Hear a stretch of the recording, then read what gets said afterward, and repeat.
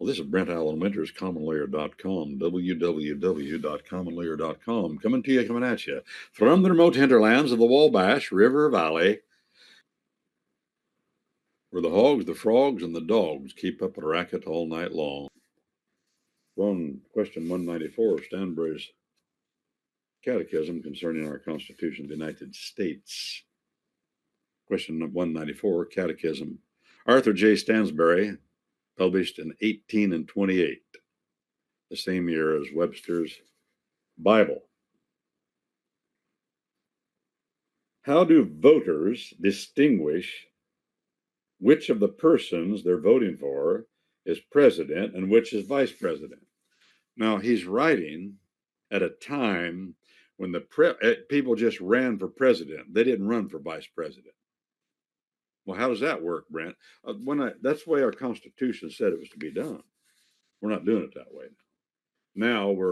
We have a ticket of a president, a vice president, and we vote for that ticket, that man, Trump, and he had that fella from Kentucky and Ohio that ran with him. Vance, wasn't it? His name Vance. Claimed to be some kind of a hillbilly. Hillbilly eulogy. Or elegy. Eulogy. Talking about his life. He wrote a book. You can get the book. I haven't read it. Looked at parts of it. Had another fellow told me he wrote it, and he read it. Didn't write it. He wrote it. No, he read it. And he didn't like it that much. Didn't keep his attention that well, but it may keep yours. I don't know. But Vance ran with DJ. And you voted for DJ, and when you got DJ, you got Vance too, see?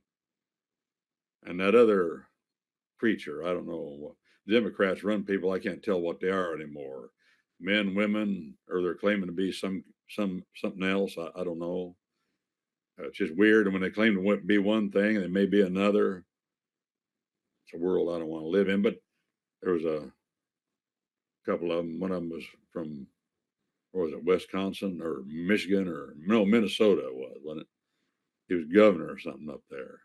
When you voted for the creature that was running on the Democrat ticket, you got both of them together. Well, that's not the way they used to do it. Of course, Constitution, there have been amendments filed that changes that. And what they used to do, people that wanted to run for president ran for president. And the fellow that got the most votes was president.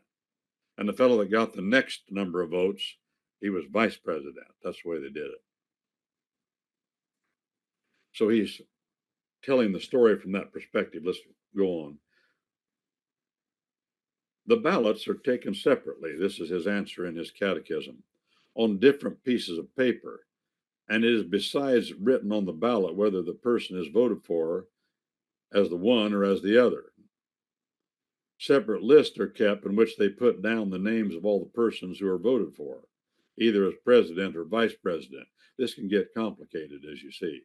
And the number of votes given for each man, these lists are signed by the electors. Those are the fellows that are voted in by state to actually elect the president and the vice president. Then they're sealed up and sent to the seat of government, directed to the president of the United States Senate.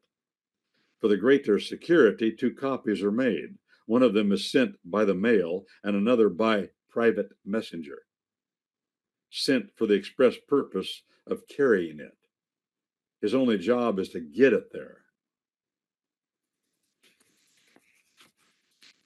So if somebody targets the U.S. mail to snatch it, it won't be destroyed. If somebody targets the private courier to kill him or whatever, to stop him or to steal the ballots, they've got 2 options. Question 195. What does the president of the U.S. Senate do with these lists? He opens them in the presence of the Senate and the House of Representatives. Together, they meet together in the same room. We're all met in one hall. That means one room.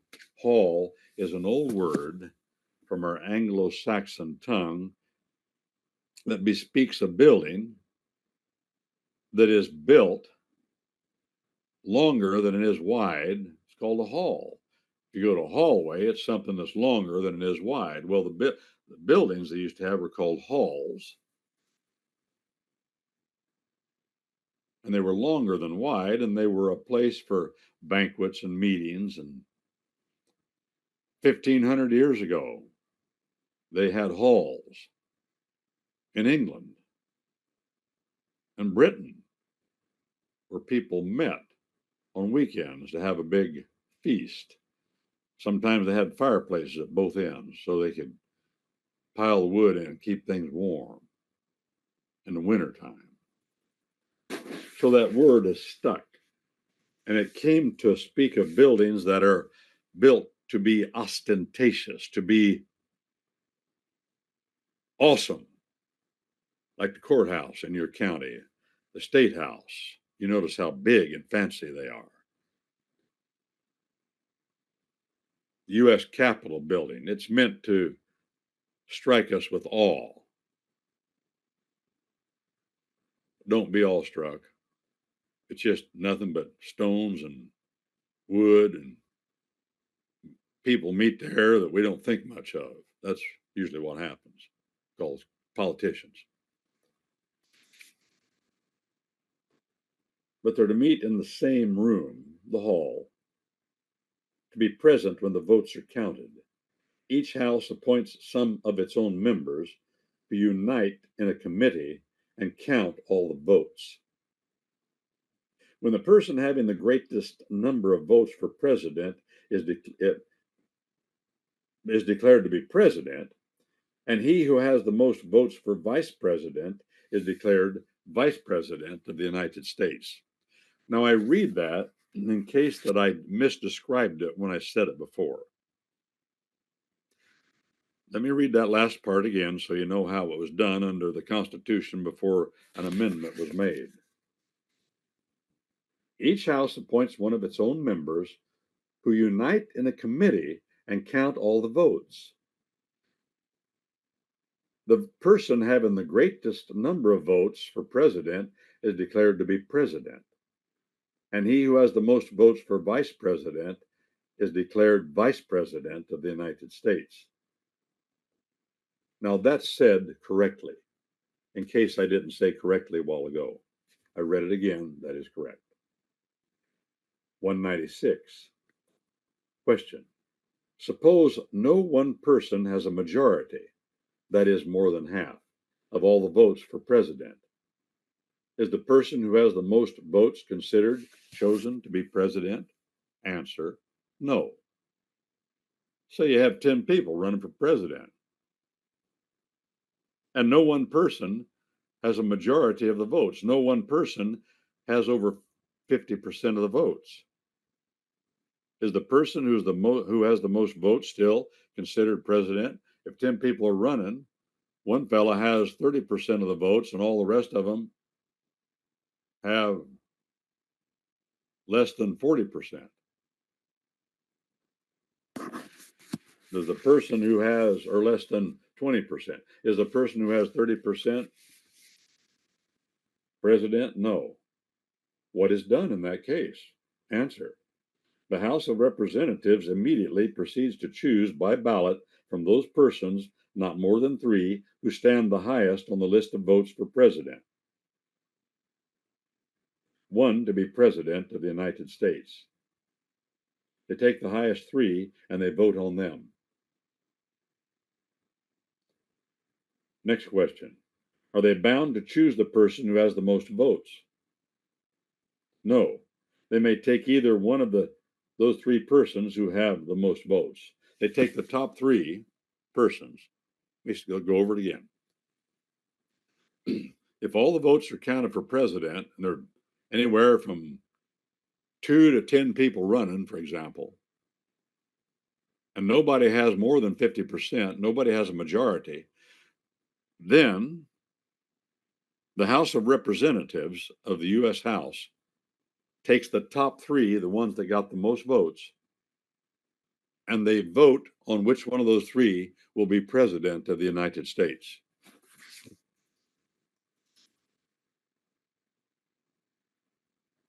Question. 199. Do they vote on this occasion in a different manner from what they do on all other occasions? Yes. Answer, yes. In choosing the president, they vote not by single members, but by states. That is, each state has only one vote. Whether its representatives are many or few. And a majority of the whole number of states is necessary for a choice among those three that they have taken that had the highest number of votes nationally. And each state in the House of Representatives, regardless of how many representatives represent that state, each state has one vote. If that happened now, there'd be 50 votes cast. And whoever got more than 25 would be president of the United States.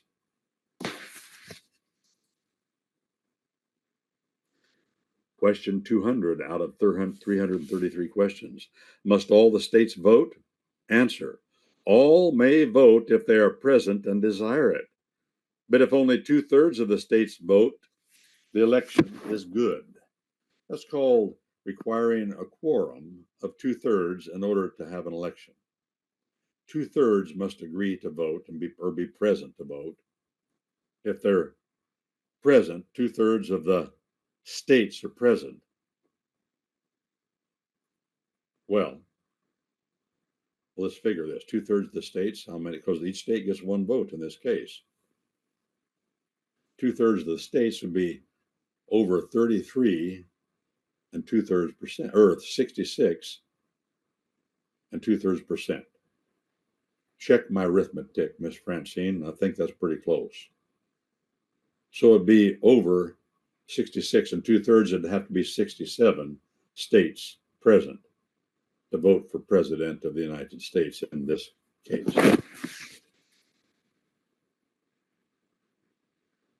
Suppose, question 201, suppose the House of Representatives cannot or do not, notice, the House of Representatives is plural, S on the end, it's plural, House of Representatives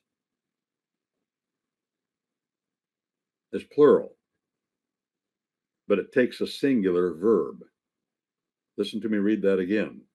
Suppose the House of Representatives cannot or do not, the verb is do. It's improper to say, suppose the House of Representatives does not. Why? Because it's talking about the House, singular, of representatives. By the way, the jury, the 12-man jury, is the same way.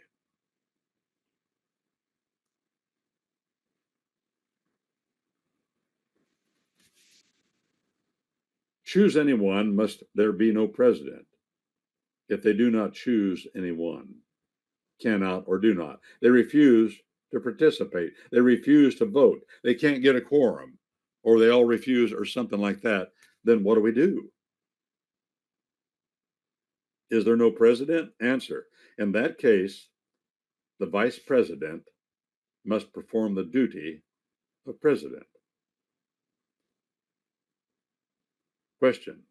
If neither of the persons voted for by the electors as vice president has a majority of all their votes, what is done? Answer. The Senate then chooses one of the two persons who have the most votes. A majority of the whole number of senators is necessary to the choice. The whole number, a quorum won't work. How many, for example, today, how many U.S. senators are there? Well, let's do the arithmetic. Let's do the math. There are 50 states. Each state has 2 senators they send to Washington, D.C. So today, there's 100 U.S. senators.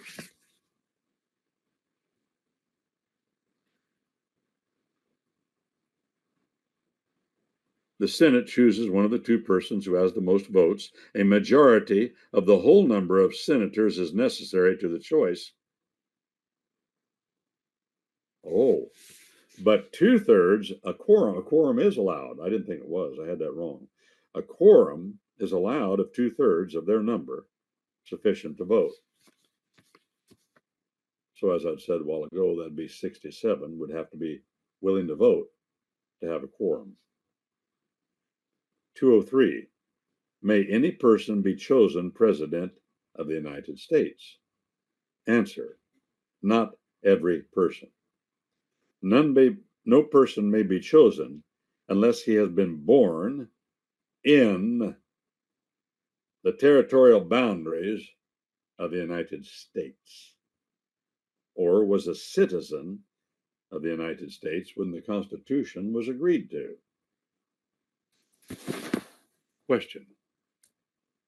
This is not in the, well, it may be later, but right now, no, it can't be in there later because it wouldn't have applied when he wrote this in 1828. Who was the last president? Who was the last president not born in the United States? You see, George Washington was our first president, but he wasn't born in the United States. He was born in the British colony of Virginia, about 1732, depending on which calendar was used at that time, and there were two calendars used at that time.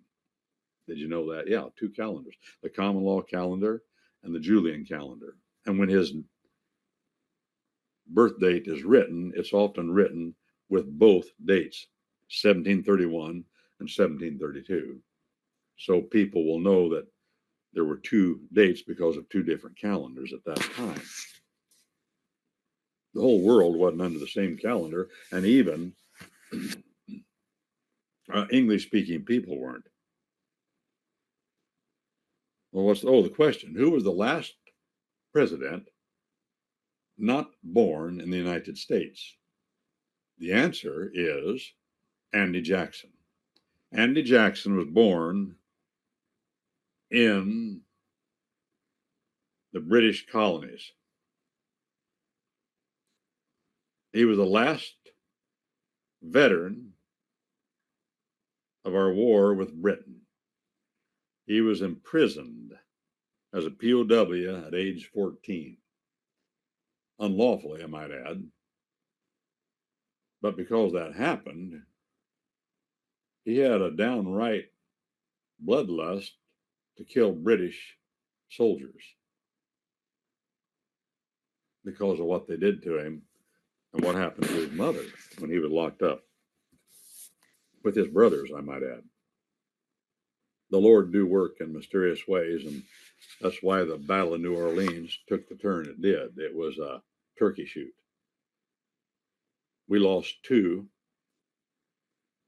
to rifle fire or artillery. The Highlanders lost about, well, the estimates are between 12 and 1,500. Thank you. Between 12 and 1,500. Why? Because they were stupid, that's why. They marched straight into the face of rifle fire with a big X on their uniforms. The uniforms were red, and they had white belts on crossing and make a bead that the Americans could draw on, and the Americans were pretty good shots. Matter of fact, the newspapers in Britain were trying to warn the British of the dangers of going up against the Americans because the Americans were a gun culture.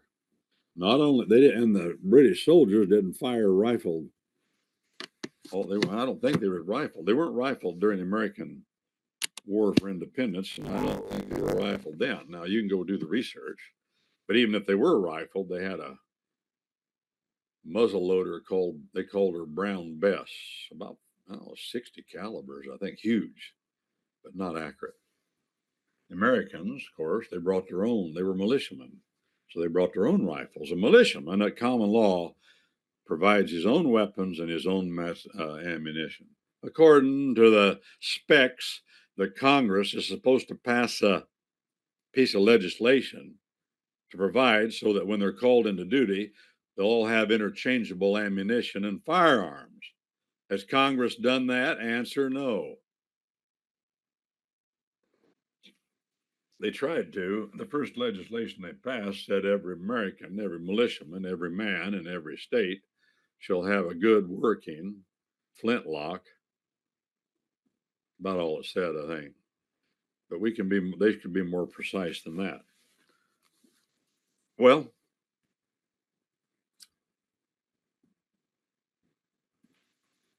back to the questions.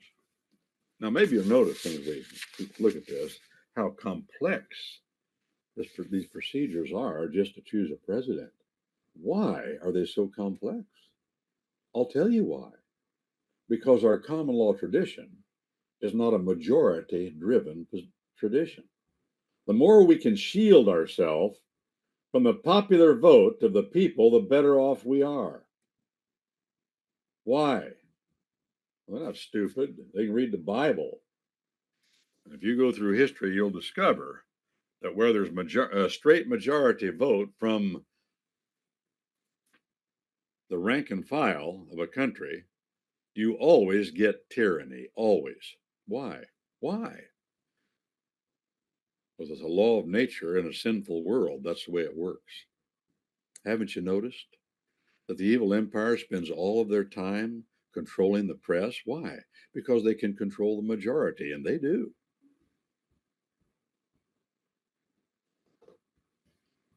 Have you noticed that they spent there was a massive push on to give the female the vote? Why? Because they believed, don't kid yourself, they believed that would enable the evil empire, and the useful idiots that believed it'd be easier to control the masses if they could control the women. They got this figured out. Listen, if you can control the vote of a woman, if you can persuade her, don't tell me she won't persuade her husband. That's a fact of life. And they thought they could throw election. And then remember, and I remember, boy, they got the conservatives to go to the street to give the 18-year-old boy the vote and the 18-year-old girl. Why? Well, they knew using pop culture and popular culture, rock and roll, movie stars, they knew they could control that group. They're real controllable. They could always have the majority, see? But those that drafted our Constitution understood the Bible, understood history, and they knew that we have to jumpstart our common law tradition, jumpstarts its government with majority votes. That's how we jumpstart it. But we don't operate it that way. And what you're seeing here and what I'm reading is their point of view about religion, law, and government and the fundamental nature, the fundamental flaws of Adam's race. Every member is flawed terribly. Mind, soul, body, spirit, and we don't get rid of it until the resurrection from the dead. But as Christian men and women, we get a restraining force that lives inside of our bodies to restrain our flesh, to restrain our minds. He doesn't just occupy our flesh in the sense of meat, and he occupies our bones and our marrow and our heart and our lungs and our brains and our nervous system, everything. And that is the restraining force that's in this world among God's people. That remnant of leftovers, the Bible calls them. They are not a majority and never will be, not among mankind. The Bible says that. Broad is the way that leads to wrack and ruin, destruction. Said the Savior himself, broad is the way. And many there are that go thereat. Some of the old translations said, many women there are that go down that road. But narrow is the way that leads to life. And few, he said, there be that go thereby. Few there be that go thereby. God's government is not a government of majority. Foundation and the guiding pole star of our common law tradition.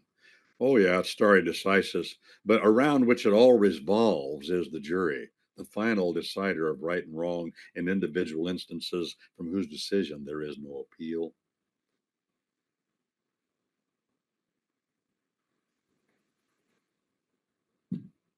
The jury is not a majority institution at common law. It's all or nothing, 12 or nothing. The grand jury is not a majority institution at common law. It's 12.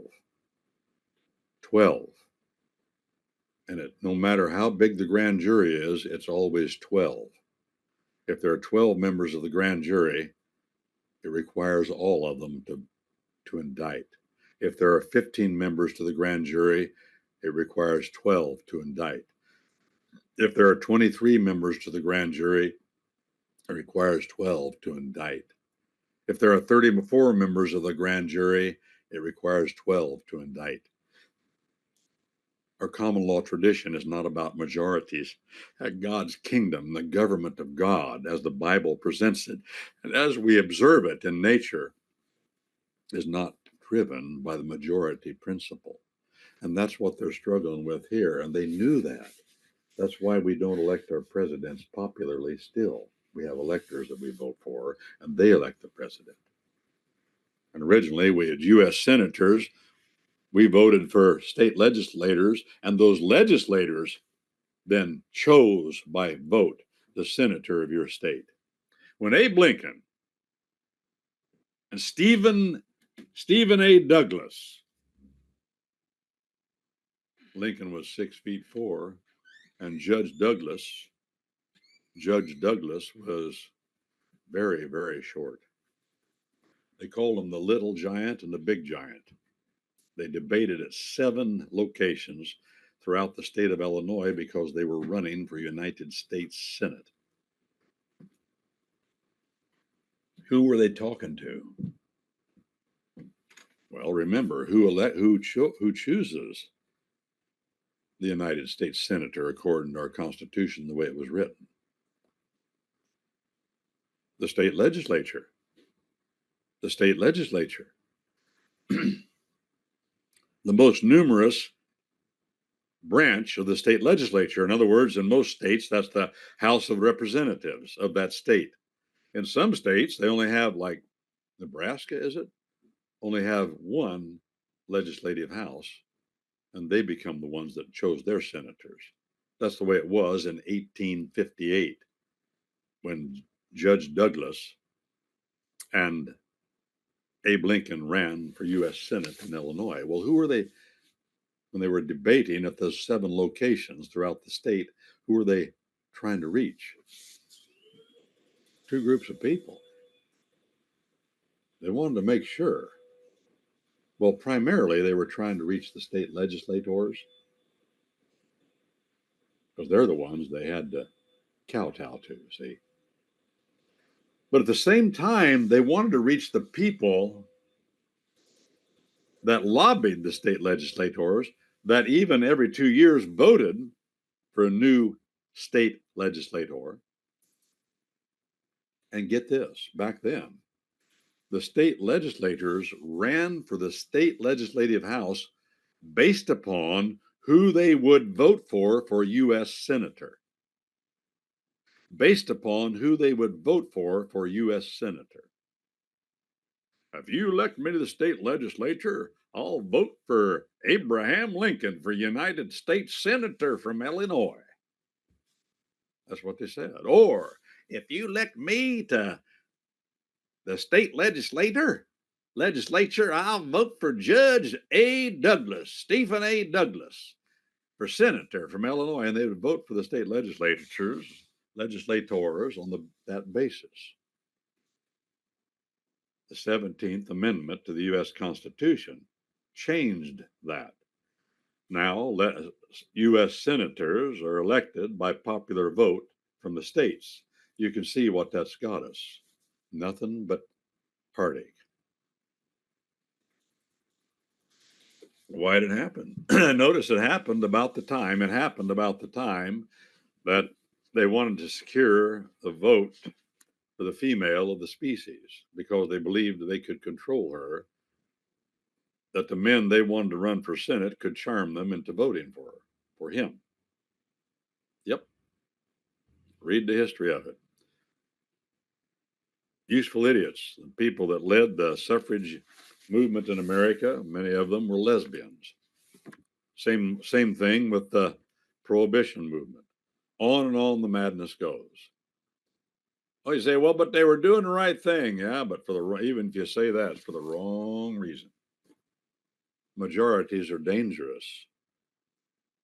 The French Republic, where the blood ran in the gutters ankle deep while they were chopping off people's heads with guillotines, was driven by majority rule.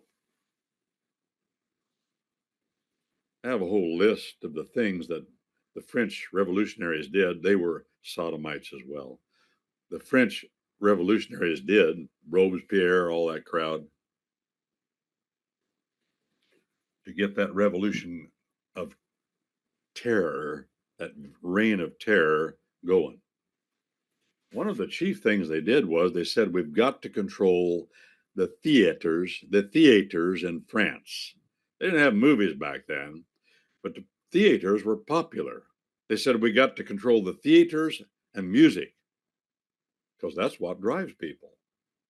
I heard somebody say they were listening, they were going back and they typed in, some of my friends, some of the songs from Lovin' Spoonful, a rock and roll group you remember from back in the 60s into the 70s.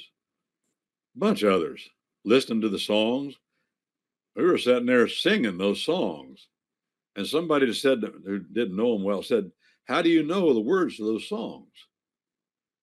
You try to memorize them. I said, no, I never even thought of memorizing them. Matter of fact, I didn't even know till now that they were the ones that sang the song. I just heard it on the radio so much that I know the words. That's the power music has if you make it popular. That's what the folk music crave of the late 50s and early 60s was designed to do by the left, by the communist left, to manipulate young people. I remember they had a television show back then, it was on the radio some, called Hootenanny. Hootenanny. That was, I learned folk music when I was a kid because it was popular.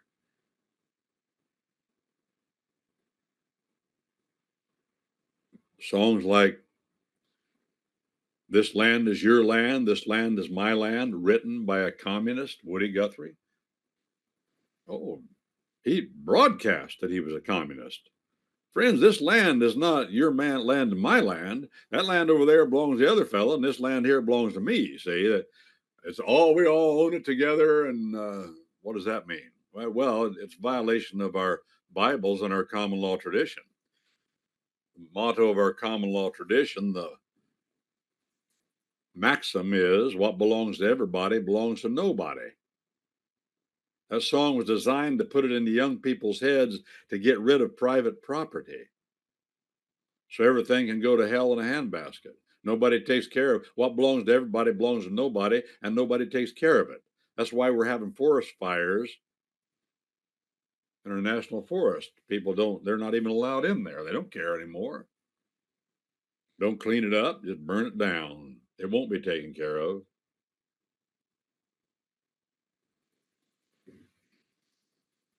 This land, it says this land. See, I learned it. I heard it so much. Shucks, we learned it as kids. We heard it on the radio. Woody Guthrie, this land is your land. This land is my land. From California to the Newark Islands, from the Redwood Forest to the Gulf Stream waters. This land was made for you and me. That's an attempt to promote one of the planks of the Communist Manifesto. Beautiful song in it. See, music, I like that song, just listen to it. Music catches the ear of young people, the beat, the rhythm, the harmony, the melody, and they like it. They learn it.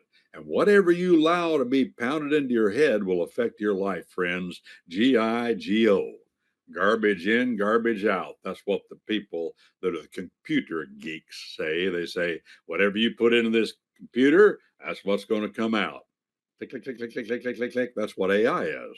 Whatever the programmer puts in, AI will figure it out the way he's programmed, or the computer's programmed to figure it out. And that's what you're going to get. It's just more rapid, using logic, principles of logic. Just remember, logic cannot be relied on to give you the truth. Plus, the logic he programs in there is what he wants. Well, that's a little about majority rule. The jury is the foundation of God's way of governing, the final court of last resort in individual instances from whose decision there is no appeal. It's not a matter of majorities, friends. Justice only occurs in the courts, and really only occurs the way God wants it, with a 12-man jury. That's why Jesus the Christ impaneled a 12-man jury. Just grabbed 12 men, not experts, highly unlettered, uneducated, rough men, to witness, to view the evidence. That's what a jury does. They listen and look at evidence and render a verdict, and that's what they did.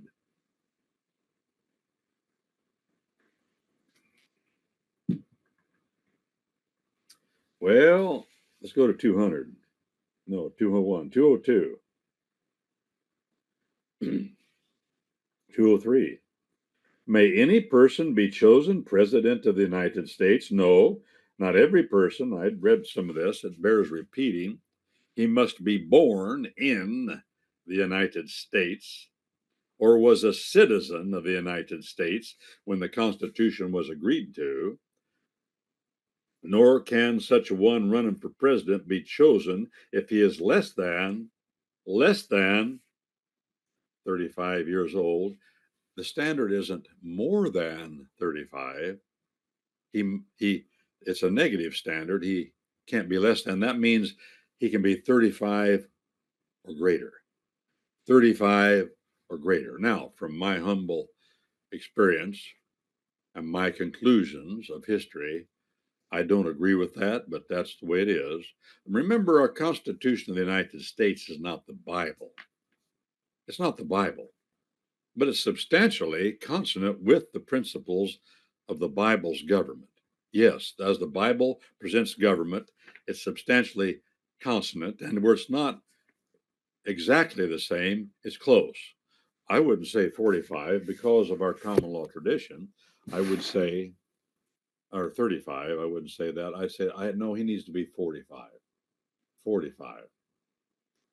Why? Well, because I'm way past 35. I've had the experience of being 35, of being less than 35, being more than 35, being a lot more than 35, and then double 35. I've had that experience. And I know for a fact a fellow 35 years old doesn't know what he needs to know, hasn't experienced what he needs to have experienced to be president of the United States. But that's currently the way it's put in here. We've had a lot of fellows run for president. Well, not a lot. We've had fellows run for president that were 35 years old. For example, a fellow from my neck of the woods named William Jennings Bryan. He ran for president 3 times, and one of those times, I believe he was 35 years old. Was he smart? Yeah. Was he logical? Oh, beautiful. Was he analytical? Oh, he became Secretary of State. He was good at it.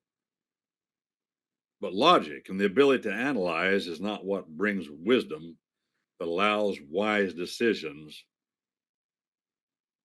that are this important. What else has to be added? Time.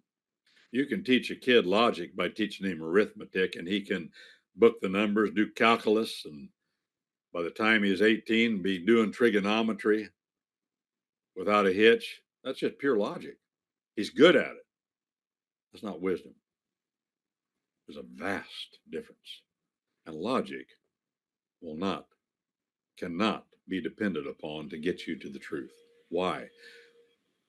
because you may have the wrong premise, a fact you accept without proving it, and you got to do that to begin your logic. Always, there has to be a self-evident truth, as our Declaration of 76 says. And whatever that self-evident truth is, where you start your logic without proving that fact you accept as true, if you accept the wrong fact, your logic will start to get a kilter, and pretty soon it's way over here, and you've sliced off, you have biased off, you've veered off. Bias is the French word. You won't cut straight. And I have watched, and I would say most logic exercised among mankind is good logic. But also, I have observed that most logic exercised, although it's tight, good logic, it started with the wrong self-evident truth. As wrong. It wasn't a fact what you started with, and therefore the conclusion is wrong. That's why the reformers said logic is a whore. It's a whore. You can make it do anything you want if you can slip it in there, a false fact to start with, to start it on. The evil empire, that's all they do. And what does it take to choose the right self-evident fact?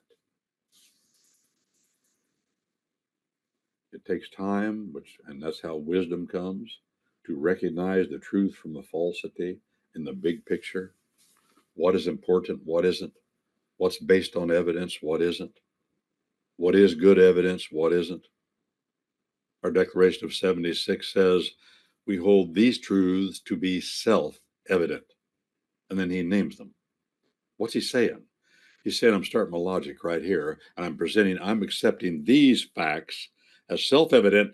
That means evident. That means they evidence themselves. I don't have to prove them with extrinsic evidence, outside evidence. What does he say? All men are created equal. They are endowed by their Creator with certain unalienable rights. Rights, duties. Among these certain rights, I'll name three: life, liberty, and the pursuit of happiness. Yeah, the pursuit of happiness. It's a duty. That's what a right is in old Anglo-Saxon speech. It's a duty, always has been a duty. The useful idiots of the evil empire have hijacked the word into making the word right something selfish. Well, I want my rights. No. These are duties. Duties arise out of law, not out of contract. Debt arises out of contract. Duty arises out of law. Certain unalienable rights. Well, if it arises out of law, who's the lawgiver? The sovereign will of the true sovereign is law. Thy kingdom come, thy will be done, thy law be done. Stay with me.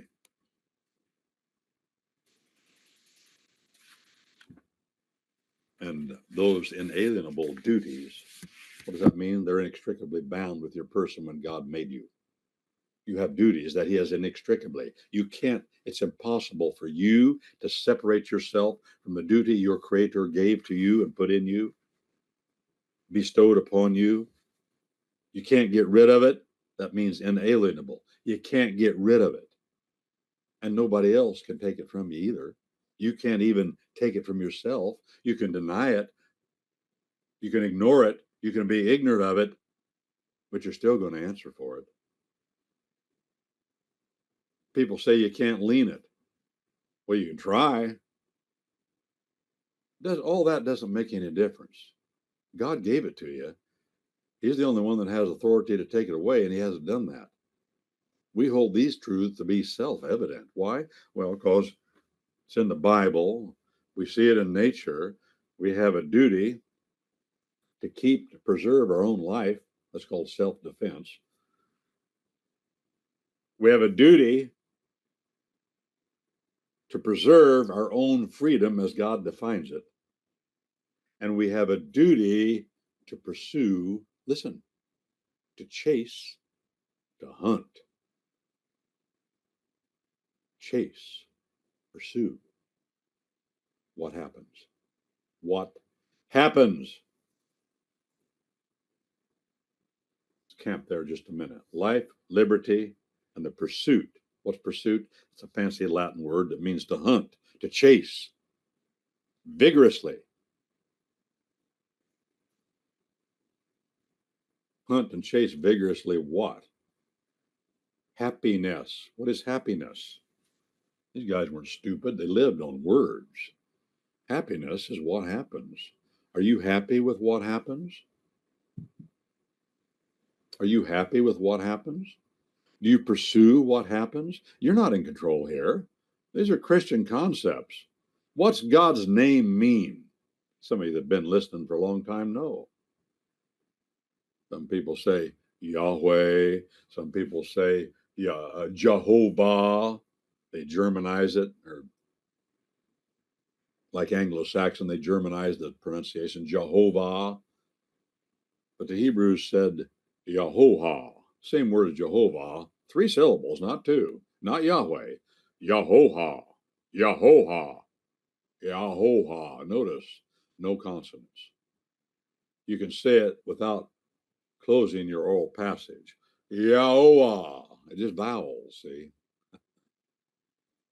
What does it mean? It's in the third person, singular. That means he, she, or it. He, it, or she. Better say it that way, otherwise you blur it into a 4-letter word.